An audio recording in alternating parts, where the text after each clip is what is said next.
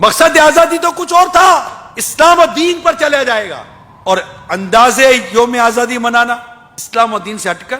نمازیں چھوڑ کر، نماز قضا کر کر، معاذ اللہ پینے والے شرابیں پی کر، ناچ کر کود کر، گانے گا کر، موسیقی بجا کر، ارے خدا کے آگے سجدہ کر کے یوم آزادی مناتے، اللہ کی عبادت کر کے یوم آزادی مناتے، ایک دوسرے کے لیے اپنے سینوں کو صاف کر کے جو کینے اور بغض سے بھرے ہوئے ہیں یوم آزادی مناتے، تو بات ہی یوم آزادی کی۔ لیکن یہاں پر ہمارا یوم آزادی منانے کا انداز ہی کچھ اور ہے، اپنے آپ کو صحیح معنوں میں ایک مسلمان اور پاکستانی بنائیں، اپنے اندر سے یہ تقسیم ختم کریں، ایک پاکستانی بن کر اور اسلامی زندگی اختیار کرنے کے لیے اور اسلامی جمہوریہ پاکستان پانے کے لیے آزادی حاصل کی ہے، نہ کہ